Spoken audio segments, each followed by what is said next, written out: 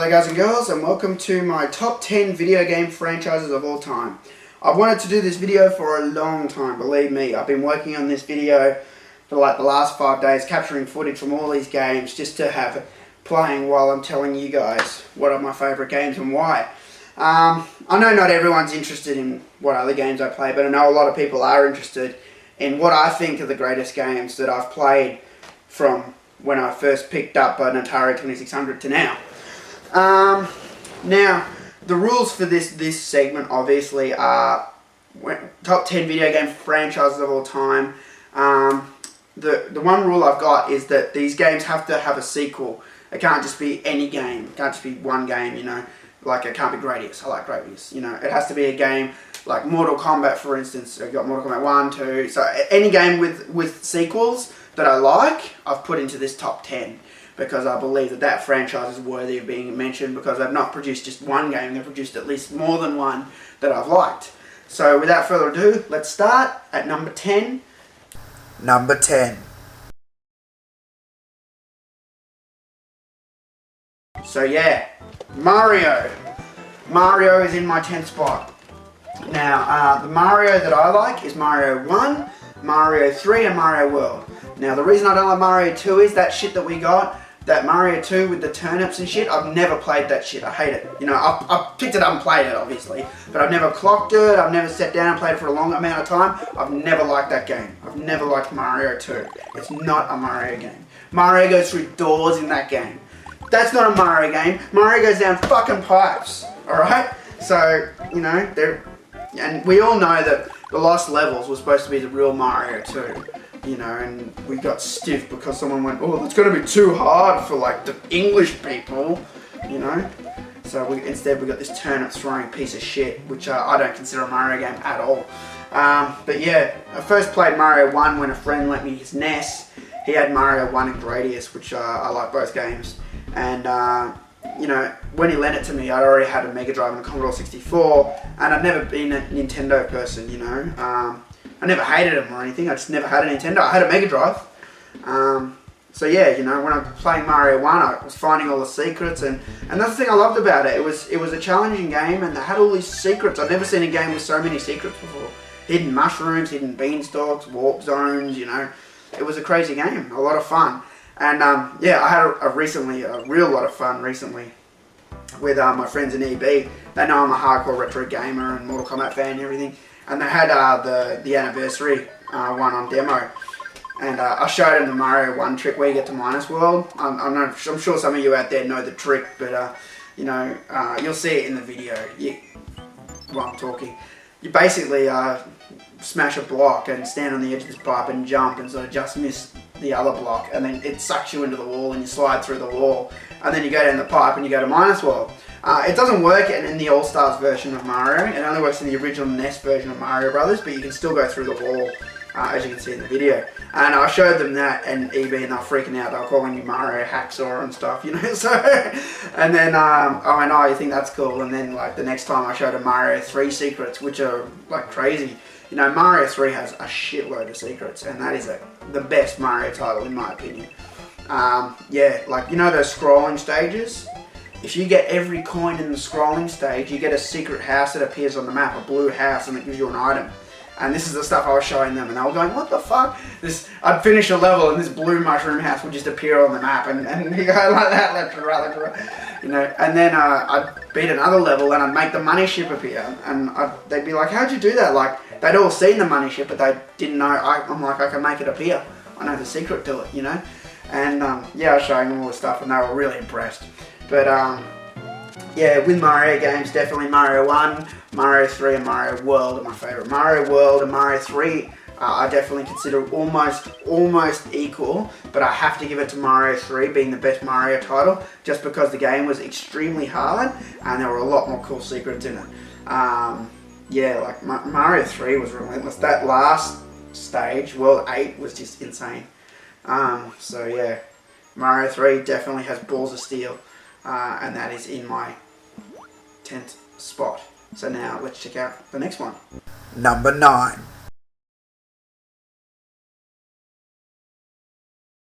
Alrighty, so yeah, number 9, Sonic the Hedgehog.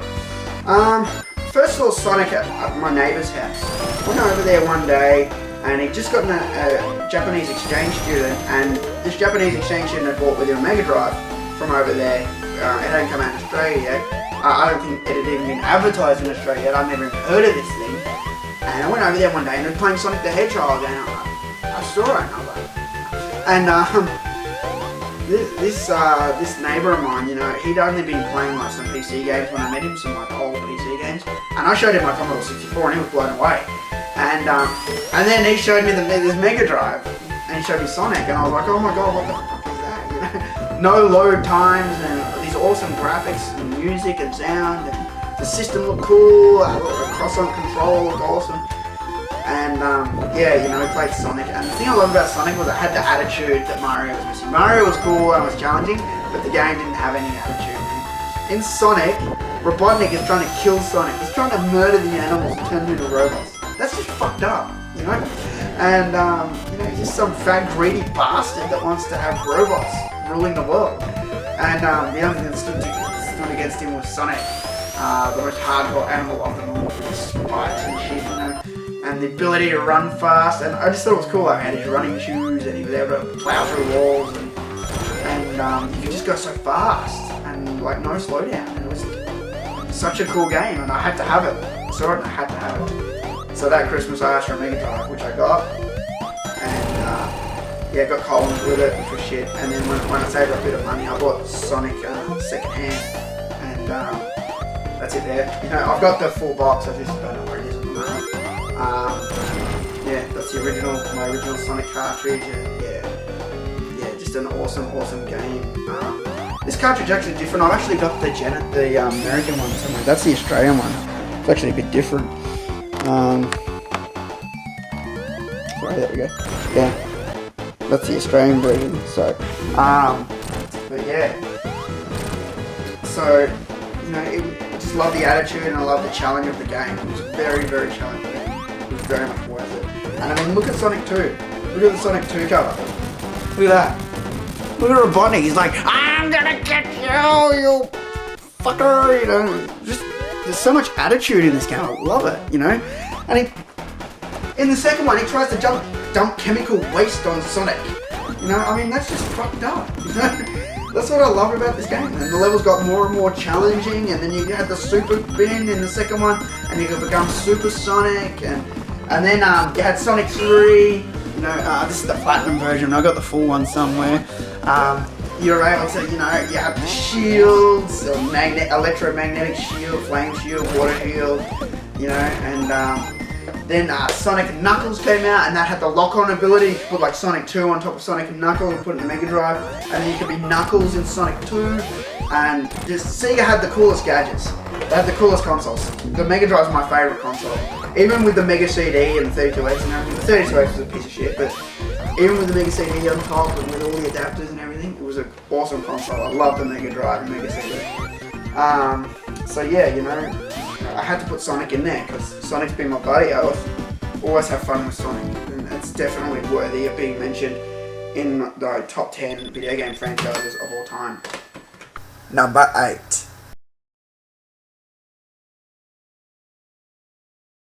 In my number 8 spot, Bioshock. There's Bioshock 1 collectors, Big Daddy. And there's Bioshock 2 collectors, and Bioshock 2 collectors is one of the best collector's editions I've ever seen. The quality that they put into this was amazing. Even the box, just the box itself. The box itself is beautiful. I mean, look at that shit. It just feels so nice. You know, and you got so much cool shit inside. It was really, definitely, out of all the collectors, definitely worth it. You know, you got the record in there, the Rapture music and everything. You know. You know, there's all the stuff in there, you know. Anyway, the reason I like Bioshock was I never really played the other ones. Like the oldest, I think it was a System Shock. I never really played them. When I played Bioshock, I loved it. The idea that it was underwater, and I loved the story. And games for me have to have good stories, you know. And Bioshock definitely didn't disappoint. I mean, they had the whole thing with, you know, would you kindly do this and that. and then you find out about it, and there's this whole thing where you could you had the ability to kill these little girls, these little sisters. You could kill them if you want, and you got more of a reward for killing them than not killing them. And I mean, a lot of people play the game and they're just like, yeah, kill them all, to get the atom. But there's several different endings you can get, depending if you don't kill all the little sisters, or if you kill some, or if you save them all, or there's like 4 different endings in Bioshock.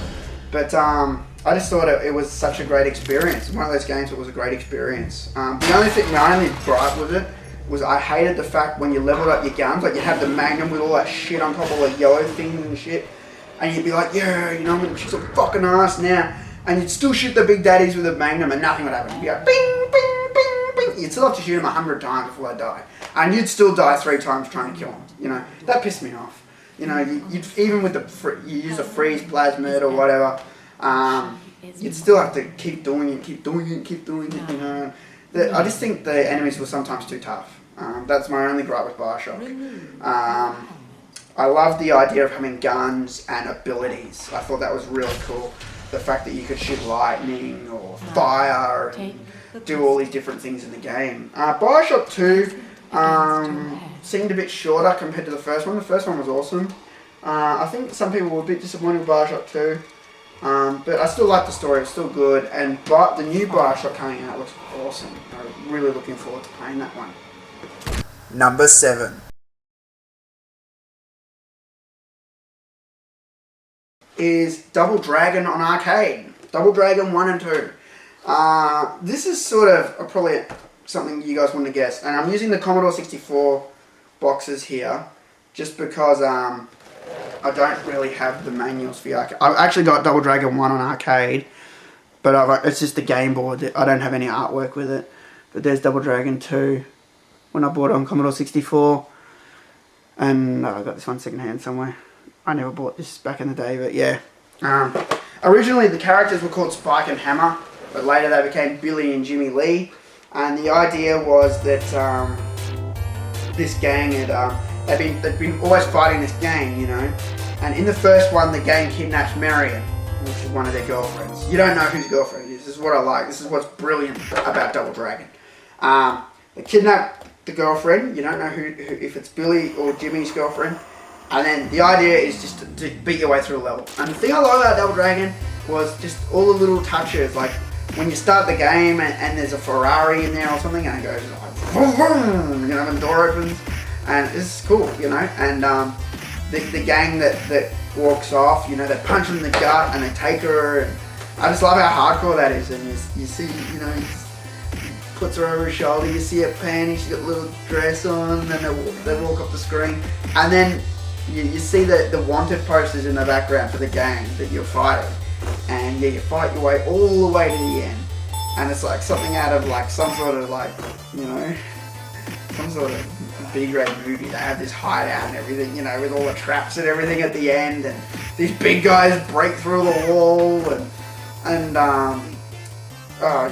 there were so many cool things you could do. Like if a guy had a knife and he threw it, you could kick it, and if you kicked the knife, it reflected and landed on the ground and didn't hurt you, and you had the elbow and you had the jump, reverse kick, the fly kick, and one of the stylized ways to play the game was that there was no player 1 couldn't fly kick to the left. He couldn't fly kick forwards. He could only fly kick... Sorry, he couldn't fly kick right. He could only fly kick left. And player 2 could only fly kick right and not left. Left and not right, sorry. So each player could only fly kick a certain way. And I just thought this was really cool. This was if you played 2-player, you almost became unstoppable because you had all the moves at your disposal. And yeah, I just love it. You fight all the way to the end. It's so cool. She's tied up on the wall, and then the gang that you fight, like the leader of the gang comes in, and he's got the machine gun. The only guy in the game has got the machine gun. That just makes him badass. If they all had guns, it wouldn't be badass. But one guy in the end, Willie, comes in with a machine gun. He shoots you with that and takes the whole bar, man. But the coolest thing, without a doubt, about Double Dragon 1 is when you play 2 players and you beat the gang, and then you gotta fucking fight each other. A lot of people don't know this. in Double Dragon 1 on arcade, when you beat the game, it does not play the ending until one of you beats the fuck out of the other person. So player 1, player 2, you gotta fight until, you know, last man standing. And that's the guy that gets the girlfriend. How cool is that? No other game's done anything like that before. Double Dragon, man, one of the best games ever. So it definitely has to have a spot in my top 10. And you know what? Double Dragon 2 I don't think was as good as Double Dragon 1, but I still enjoyed it a lot. It was still very cool. And the thing I love about it the most is I had to up the ante, to up the story. So when Willie comes back now, Double Dragon 2 is called The Revenge. He gets his revenge. He kills Marion with the machine gun. Fucking shoots her. That's how the game starts. He fucking mows her down, man. And then you know, as you're playing the game, you see the little hand at the top. It's actually Marion's hand telling you what to do, where to go through the game. And then at the very end of the game, after you beat everyone, you have to fight yourself. You have to fight your spirit, the negative forces that are inside you. You know, from being so upset that your girlfriend was murdered by this gang. You know, it harbors all these ill feelings. You know, and I think that manifests in this sort of spirit form which you fight at the end. And you guys might not have picked this up, but that was what they were parodying in Scott Pilgrim versus the World. When the shadow guy comes out of Scott Pilgrim, that's a nod to Double Dragon 2. I yelled out in the cinema, Double Dragon 2! And no one got it. No one. I'm like, you all suck! You know? So yeah, Double Dragon 1 and 2, definitely awesome. But anything after Double Dragon 2, I won't touch. Just the first two. Number 6. Up next, GameCube, Resident Evil 1, 0, and 4. These are my favourite Resident Evil games. This was the first game I got with GameCube, was Resident Evil, the remake. Now, this game's awesome, but it took forever to play through. So it wasn't a game that I played over and over again. Honestly, I've only like clocked it once, and then I started playing it again. I'm like halfway through with Chris, you know. So this was a game, like, it's awesome and I respect it, but it's not a game that I could just keep playing and playing and playing and playing. But I definitely respect it. I shat my pants playing this game and had awesome fun playing Resident Evil on GameCube. I really enjoyed it. The story was epic. I had to wash my pants so many times because I'd shit them, you know, the night before. Playing in the dark with the TV turned up loud. Resident Evil 0 was like the prequel, and that didn't disappoint. I was quite happy with it. But honestly, it's all about Resident Evil fucking 4. Resident Evil 4 was the best GameCube game on the market. Honestly, a lot of people disagree, and they like, because this was a bit of a different style. It had a bit more action in it, and Resident Evil 1 was a bit more subtle and scary. But I still shit my pants playing Resident Evil 4. This was still scary. So to me, everything that's in this game was in this game. The only thing that was missing from RE4 that was in Resident Evil was the slowness. It was a bit boring at times, a bit slow, you know. And RE4 was just action-packed, but it still had all the scary guys. And again, it was just a game that was just so well done, down to the credits, man. Down to the credits. There's this whole story going on about, you know, the Los Illuminados and Las Plagas and how they infected them. It wasn't zombies, it was like this parasite that made them act like zombies. You know, and then you had all the big players. You had, you know, Chief Mendez, who was like in charge of the village, and then you had, you know, Lord Sadler, who was in charge of the cult, and then you had this Salazar guy, who worked with Sadler, and you had all these awesome characters and all these awesome bosses, and you ended up in some really fucking bad places playing the game, you know, places with cheese. I mean, like, you know, when you're going down that steam tunnel, that steam is chasing you. Oh man. Yeah, so it was just an awesome game, and yeah, down to the credits sequence at the end, it shows like how they took over the village, like how they introduced the parasite to the village, and it was just a simple village, and it had all the scary music, and then, like, you know, the whole village became taken over, you know, they took it over, and it was just so cool, just an awesome game. And while I still respected Resident Evil 5, I know a lot of people really hated it, I still had a lot of fun playing Resident Evil 5. It was not up to the caliber. Resident Evil 4 is what I call a masterpiece. Honestly, it's the best Resident Evil game on the market. Like I said, the controls, the graphics, everything, I could not fault Resident Evil 4. And just little annoying things in Resident Evil 5, like the fact that there was no merchant, but you could upgrade guns. I mean, it was just weird. There were a lot of little nitpicks with Resident Evil 5. Put the score down. But for me, Resident Evil 1, Resident Evil 0, and Resident Evil 4 are awesome games. And yeah, definitely deserve a place in my top 10. Number 5.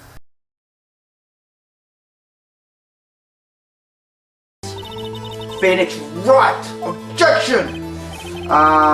This game is awesome. It's a DS game, and again, it's a game that focuses heavily on story and characters and music, and just the whole game design is just epic. And the first time I saw this, the thing that gets you the most is you see the objection, when you can just object like that. And you know, but if you saw this game in stores, unless you knew about it, you wouldn't know anything about it. It's just a guy on a cover and says Phoenix Wright, you know, the only way you're gonna, like, you know, it's got the screenshots and that on the back, but the only way you're gonna know that this is a great game is if you see it going. And I used to just tell everyone about this game. This is definitely one of the best games ever. And Phoenix Wright 1 and 2, which is Justice for All, and 3, which is Trials and Tribulations, actually have an ongoing story. So if you play all 3 games, it's like playing one game, honestly. That is like one big story. And by playing all 3 games, you complete the story. And it's a really dark story. Like, it's, you know, you'll see the footage here when you're playing. But, you know, it's a light-hearted game, but there's always dark things going on. And the main, there's always the murders and that going on. But the real dark story kicks in the second game when, you know, there's this whole plot to, by the spirit mediums. This woman, Morgan Fay, is in charge of the spirit mediums. She wants to take over, and she's from the other side, and currently the other side of the family is in charge of the spirit mediums, you know. And she hatches this whole plan to, like, murder Mayor and make Pearl, like, the head of the spirit mediums, you know. And it's done so subtly. I mean, I know by me just talking about it, I've given stuff away, but even by knowing that, like, it's done so subtly. Like, in the first game, you see, like, this one screenshot, and it looks really scary, and I was just like, wow, that looks really fucking scary. And then, like, they don't seem to address it. But, like, in the third game, like, everything comes full circle, and all the questions are answered. And that's what I love about this game. And the music, and like I said, the music design is just epic. That's Phoenix Wright 1 there. There's Justice for All there, number 2. And there's Trials and Tribulations there, number 3. And, you know, the characters in this game are so cool. Each character's their own, you know. That's what I love about it too. You know, Phoenix Wright's Phoenix, you know, he's got his character traits. And then you got Edgeworth, you know, which is like his rival, you know, but he's still really cool and really honourable, you know. And then you got, like, other prosecutors you go up against, like Godot in the third one. You're like, who the fuck is this guy, and why's he got this fucking mask on? You know, and there's an answer for everything in this, you know. So definitely, if you have not checked out Phoenix Wright series on DS, you need to. Epic game. There's also a Phoenix Wright game on DS called Apollo Justice Ace Attorney. That's that one there. Phoenix is in it, but it's a different game. It's a different character. Apollo's the main character. This one's a bit easier than the other Phoenix Wright games, but it's still definitely worth a check out. It's still got all the style and art and everything of the Phoenix Wright games, but it is a bit of a detached story. But I wasn't disappointed at all with it. But just saying, it is different characters. You know, Phoenix Wright's in it. You know. But not as much, as you can see, you know. Yeah. In fact, I hope they do make an Apollo too. They've only got one Apollo out. And there's also Ace Attorney Investigations 1 and 2. 2's not out yet, but I don't think they're anywhere near as good as these, because you need to have the courtroom battles. The courtroom battles are epic. Yeah. That's just such a great game, Phoenix Wright. I love it. Number 4.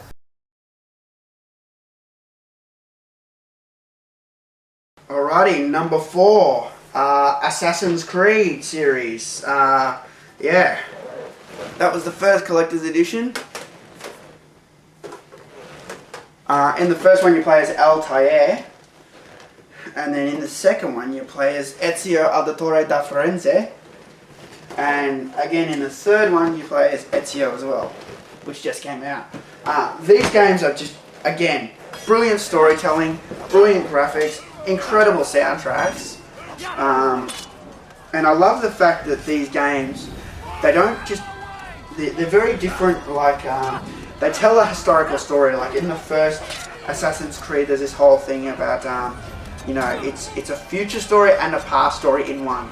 So you're actually a future guy called Desmond the bartender, and you've been kidnapped, and there's a connection between the guys that kidnapped you and what's happened in the past. And they built this machine that allows you to live your past memories.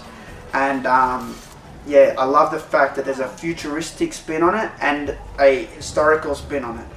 And you know, there's so many things you can do. Like the first game was good, but it wasn't as polished as the second and third. The first game was sort of finding where it needed to go in terms of direction. They had definitely had a great game already down pat. Like I loved playing Assassin's Creed 1. They really had a good story going and everything, and they had the mystery going too and everything. But the missions were a bit repetitive. But number 2, Assassin's Creed 2, was so good when this came along. Like in the first game you were playing in the Crusades, and then in the second game you were suddenly in the Renaissance period.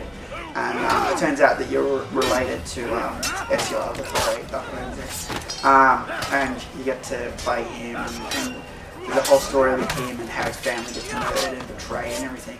And you get to see it all, and this is the key to you becoming an assassin. And then in the third game you become sort of the leader of the assassins, and you build up a brotherhood of assassins, you know, which is also just awesome. Just incredible games. They've never disappointed. The amount of work they've put in, they've looked so good, the sound is just so awesome. The storytelling's epic. I love all the little things you can do in Assassin's Creed. There's so many things you can do. I'll give you an example, and I didn't know this until I actually was capturing the footage. There's a part where Claudia says, after she's found out her father and brothers were murdered, she said, were they given a decent burial? And he just says yes. And obviously I didn't remember that because I hadn't played number 2 in a long time. But when you play the third game, there's actually a mission you do where you go back before, just after they were murdered. It's like an older mission, a different memory sequence they call it. And yeah, you're the guy that actually does the burial. You organise it. You have to carry their dead bodies to a boat, and the boat takes them somewhere, and they get a decent burial. So that's how he knew, you know. And that was in the second game. He just said yeah, you know. And then in the third game they showed you how it was done. That was awesome. That was really cool, you know.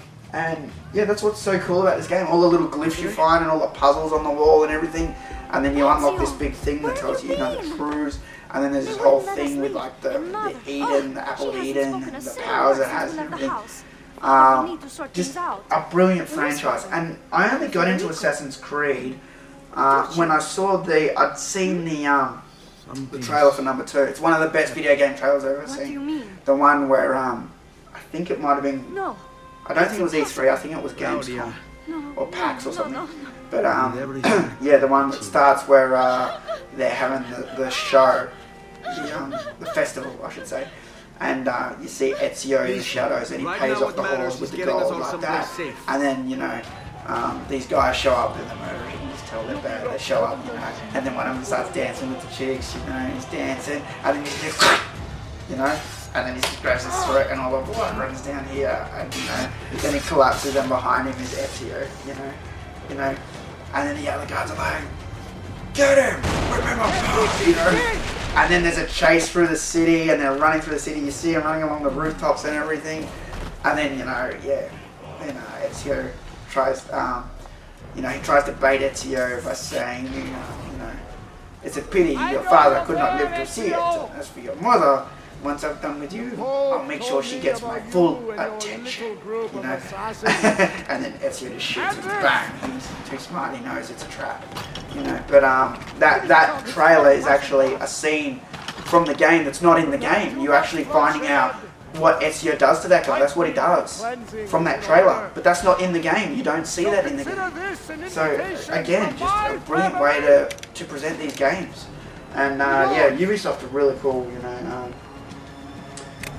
they've been really cool with this franchise. They've really given it a lot of respect, and yeah, really definitely very happy with Assassin's Creed. Number 3.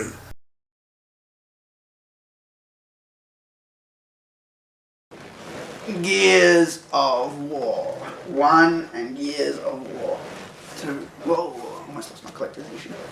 Yeah. Welcome to Delta. This again is a game that just came out of nowhere, and I was just like, Embry Square. Wow. You know, at first everyone, you've seen my Gears video. Well, if you've seen it, you know, I've given you the full story of Gears. But yeah, everyone was talking about it, and I was just like, I didn't care. And then I even saw the big mural at E3 on the floor, and I was like, wow, this thing's getting so much hype, you know?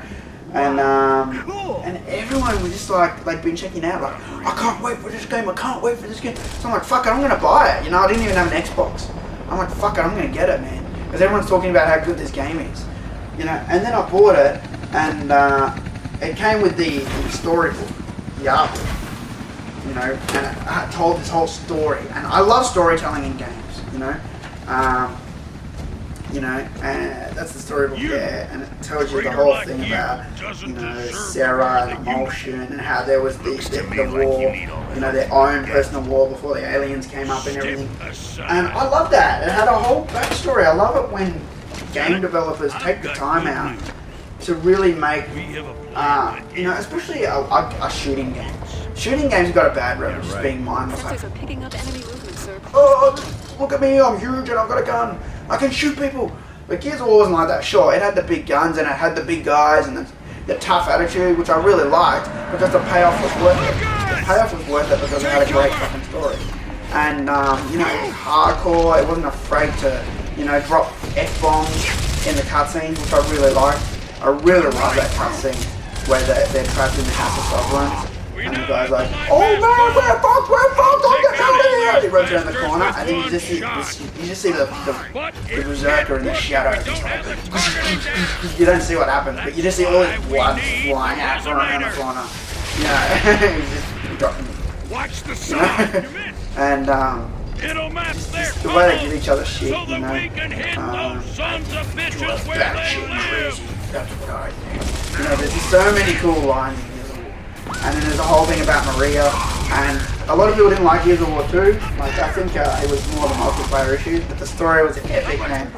When they finally find Maria in a thing, and you're playing the game, you're like, come on, you want to know, you've got to play the game for ages, and then you finally find out what happened to Maria, and you're like, whoa, what the fuck? I didn't see that coming. Like, you knew it was going to be like something like that, but wow, the payoff was really good. And I'm really looking forward to Gears of War 3. A lot. I was actually really glad I got to sort of see Gears 3 at E3. The only thing I'm spewing about was I've never actually even been able to say hello to Cliff Bleszinski. I've seen him twice at E3. I've been literally a meter away from Cliff Bleszinski, but haven't been able to say, hey man, I like Gears of War 3, because Microsoft didn't want, you know, I asked could I do it, and they said no. And I didn't want to walk up there and be like, hey man, how's it going? You know, you just walk up to the thing, you know. And, but I so wanted to say to Cliff Bleszinski, fucking Gears of War, man, the best ever. But you know, Microsoft did give him my book and he signed it. And even later on, I even got another 2 books signed properly because they got fucked up. But yeah, so, and even this year, when I was at the EA press conference, I looked across and Cliff Bleszinski was over there waiting to do the Bulletstorm presentation too, you know. And, you know, yeah, I know I talk a lot about Cliff Bleszinski, but out of all the game developers, like, it was really cool meeting Ed Boon, but I love how outspoken Cliff Bleszinski is. Ed Boon's a bit sort of keeps to himself a bit, you know, sometimes you don't know what's going on up here, and, but, you know, he's a really nice guy, you know, but Cliff Bleszinski just seems really cool, like someone you could sort of be like, yo man, you know, hey, I love you know, it just seems like an easy, approachable guy. Everyone wants to talk to Cliff Bleszinski, You know, everyone respects you. I've never ever seen anyone say something bad about Cliffy D. You know, so hopefully one day I do get to meet him and get a photo and tell him how much I enjoy Gears of War, because yeah, it's just definitely, you know, it's in my third spot. You know. Number 2.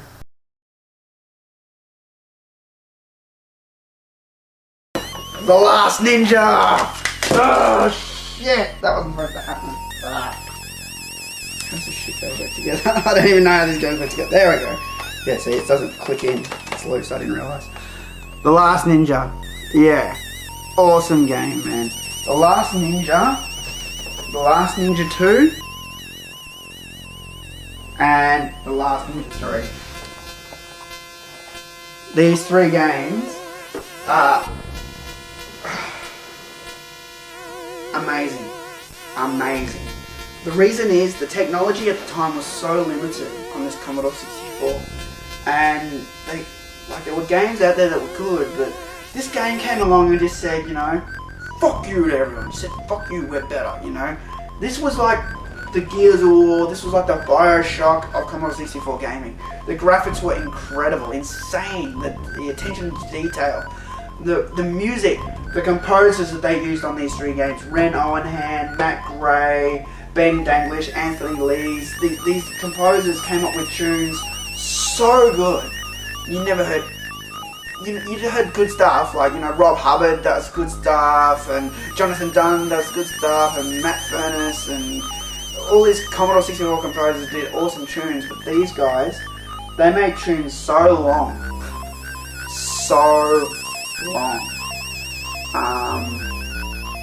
There's a tune in Last Ninja 2 that's 8 minutes long, and this was done with this SID chip, this basic chip that could pretty much just go just make beeps and shit, you know, and they were able to compile something that was able to come up with, you know, to make proper tunes, and they made these proper tunes, and you should have seen the tricks they did to get these tunes out. I've read like some of the things they did in the code, like, oh, if we just wrote it like normal, you know, it wouldn't fit, so we wrote bits of the code to loop other parts of the music and then to keep the tune going, so we were actually just creating a loop from, you know, something that we were already written, and these guys were just amazing. And Last Ninja, I played Last Ninja 2 first, I'll be honest, I played Last Ninja 2 first, and I believe that is the best of the 3. It's more polished than Ninja 1, and it's less buggy than Ninja 3. And I love the story, like Last Ninja, like Ninja in New York, Ninja in the City, sort of thing. And yeah, but I'll talk about it from the first one. The first Last Ninja game, the story is that you're this ninja, Amanuki, sorry, I have trouble saying the name, but yeah, and your whole clan gets murdered or slaughtered by the Shogun. Shogun Kanatoki is like the leader of the Shogun. And there's a whole story about how the ninja travel, they're farmers, and how they travel from their farm through the island of Linfi to receive these scrolls. And once they've got the scrolls, they become ninjas, like their final training. And it was Amanuki's turn to get the scrolls, but and he'd been waiting for it, but the clan leader said, you cannot come on this pilgrimage or this journey or whatever, and Amanuki was real pissed off, you know, they couldn't go, and he told him, it has to wait, you have to stay here and mind the village. So Amanuki was pissed off that he had to sort of stay behind and mind the village, and anyway, then they all went off on the pilgrimage, and the reason Shogun attacked them was because they were, you know, their enemies, they were always at war with each other, and he thought, if I can stop them from getting the scrolls and becoming more powerful, I'll do that. So he ambushed all the ninja and wiped them all out. So you're literally the last ninja. That's why the game's called The Last Ninja. You were the last ninja left behind, and the idea of the game is for you to fight your way through the arms of Linfi, and get the scrolls and level up and become a real ninja, you know.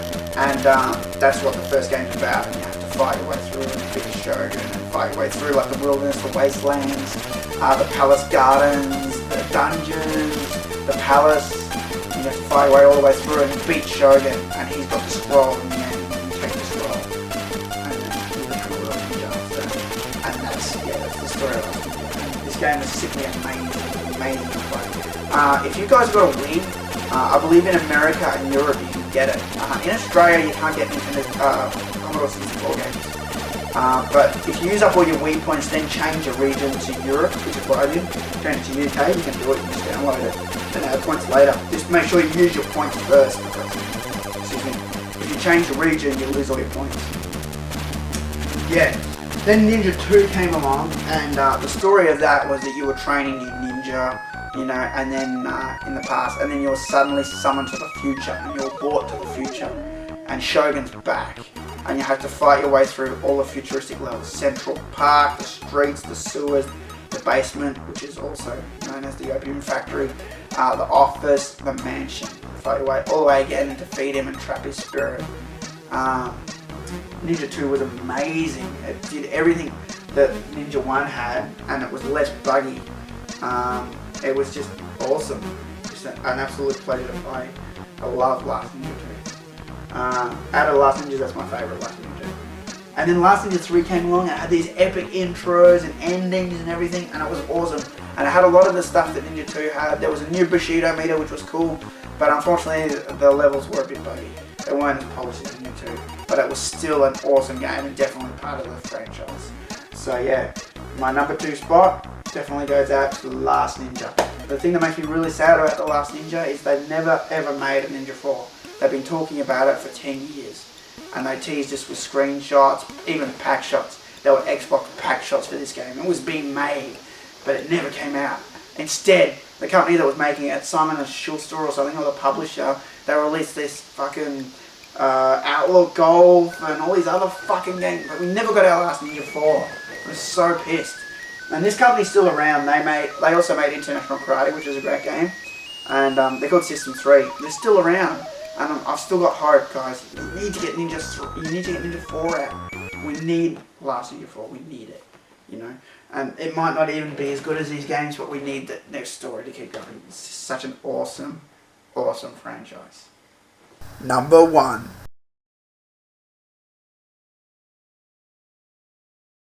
Alright, and the number 1 video game franchise of all time, if you didn't already guess it, is Mortal Kombat! Yeah.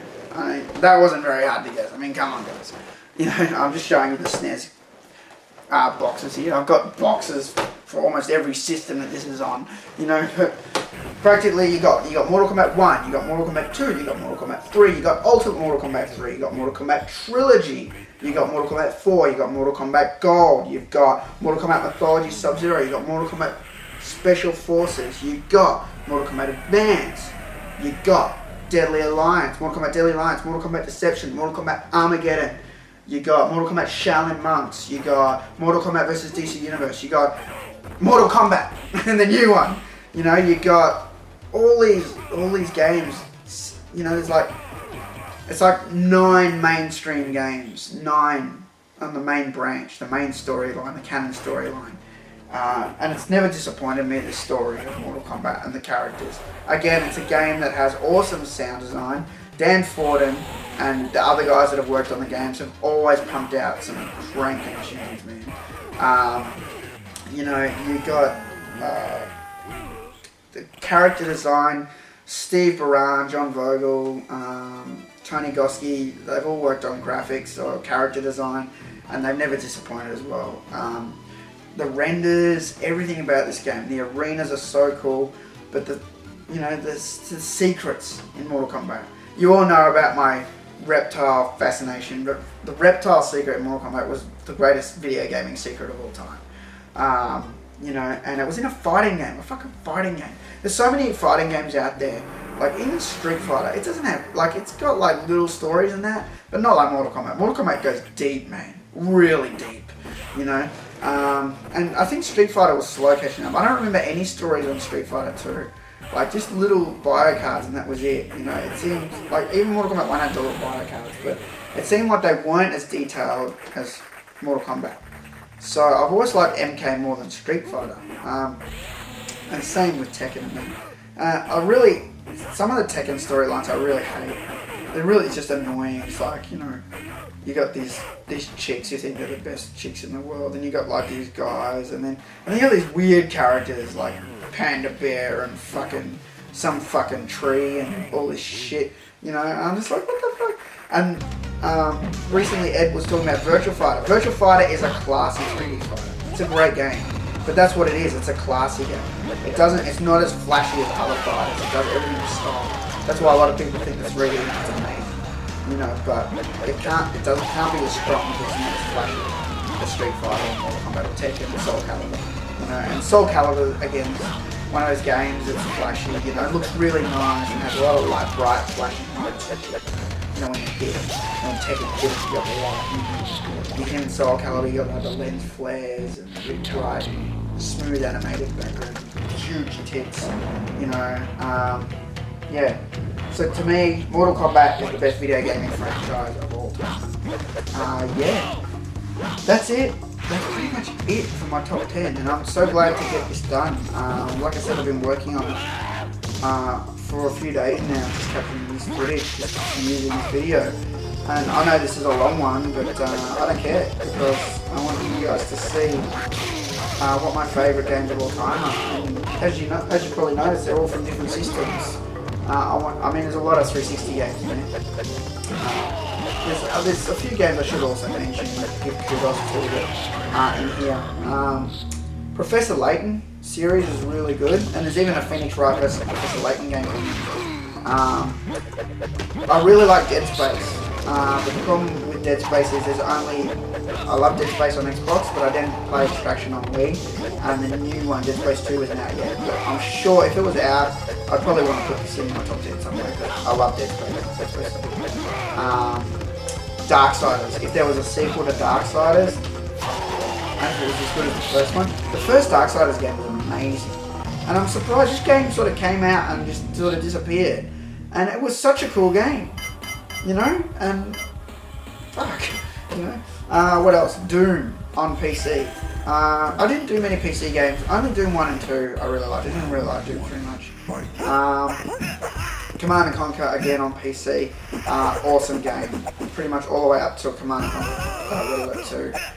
It's just some of the later games really put me off. This latest Command & Conquer I really didn't like the franchise. So that's I guess one of the reasons we're in the top 10. But it's really hard to sort of decide on top 10. I guess I left some of the PC games out and sort of just considered this console, even though it included Commodore 64, I guess. Yeah, yeah, I guess that's pretty much everything I have to say. I could talk even more, but I've sort of got to truncate this down and edit the footage now. So yeah, thanks for watching, guys, and I hope you all had a really good Merry Christmas and a Happy New Year. Sorry I didn't get a video up before Christmas and New Year, wishing you a Merry Christmas and a Happy New Year. But yeah, I just got busy. So I was working on the lab till New Year's Eve, so you know I didn't even get to put the little images on my website that I normally put up. I normally have little snowflakes and everything. I didn't even do that this year, you know. It's just been crazy. There's been a lot going on, so yeah. Thanks for watching, and I'll see you guys soon for the next maybe Mortal Kombat Conquest review, or yeah, whatever else I have up my sleeve. Thanks for watching, guys.